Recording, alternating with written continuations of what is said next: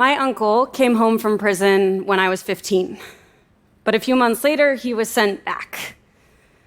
The whole experience made me pay attention to the criminal justice system for the first time. I started talking to researchers, advocates, and eventually to the people who run the US prison system. What surprised me most in those conversations was something they all agreed on.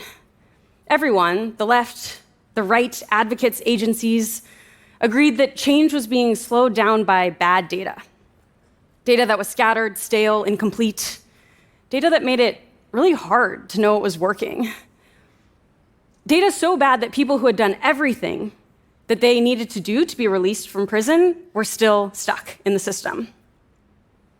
Altogether, bad data means that hundreds of thousands of people are in prison and on probation and parole who don't need to be there. People like Kate. In 2018, Kate was sentenced to 4 years on probation for a drug charge. At sentencing, the judge told her that if she was doing well, she could cut that sentence in half. Today, she's sober, employed, has stable housing, she's got kids who are doing great. She did everything the judge asked, but she's still on probation. Kate's parole officer, Allison, has been an officer in Idaho for 6 years, and she's great at her job. But her job is kind of impossible. She is responsible for 90 people who each need to do 21 things in order to be released. And those 21 things live in 5 different databases. So earned credits in one place, drug tests in another, fines and fees in another. Phone reception is bad in most parole offices, so to get the code to log into each system, she'd have to go to the parking lot. And she would have to do that for 90 people every day manually just to know who had already done everything they needed to do to be released. So you can see how people fall through the cracks. And it's hundreds of thousands of people. Nobody likes this.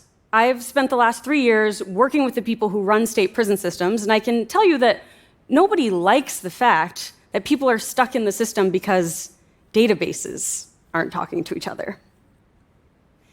It got like this because we have a fragmented system that grew really fast. Starting in the 70s, we saw runaway growth at every level of the US justice system. State prisons, county jails, city police departments, all running their own collection of databases that don't talk to each other. Fast forward to today, and both sides of the aisle have fought to undo that growth, passing common sense laws that let people who are succeeding earn their way out.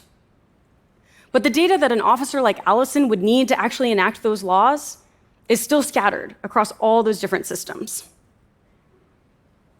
Criminal justice reform is complex. But this specific part of the problem has a very clear solution. We can bring the data together. We can build tools for decision makers. And those tools can directly translate to more people getting out of the system and staying out of the system. That's what we do at Recidiviz. We're a nonprofit engineering team. And for officers like Allison, we built a tool that answers 3 questions. Who is eligible for release, literally right now? Who's almost eligible, but just needs to do one more thing, like send in a picture of their pay stub? And who actually needs help getting treatment, getting a job, finding housing? It's the simplest tool that you can imagine, but it means that suddenly Allison can help the people who actually need it and help everyone else get back to their lives. We launched this tool in Idaho 6 months ago. Within weeks, Kate was released. Within months, 5% of people on probation and parole had either been moved to lower levels of supervision or moved out of the criminal justice system entirely.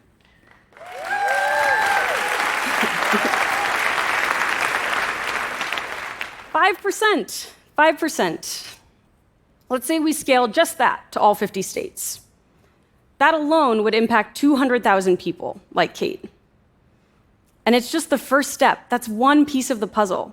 We need better data at every level of criminal justice decision-making so that corrections leaders can see which treatment programs work, so that supervisors can find and fix these broken processes that pull people back in, so that policymakers can see which laws are holding people back, These are the leaders that Americans are looking to reduce incarceration, to reduce racial disparities, to save taxpayer dollars, and to do it all safely. We're asking them to make pretty bold changes while flying blind. Data can't fix the US justice system, but it can help 200,000 people who are stuck.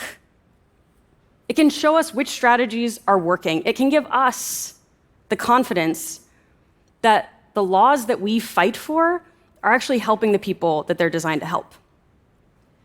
We started this work because it felt like a clear place for software engineers to pitch in. But it turns out that getting data to decision makers is one of the most promising strategies we have for transforming the whole system.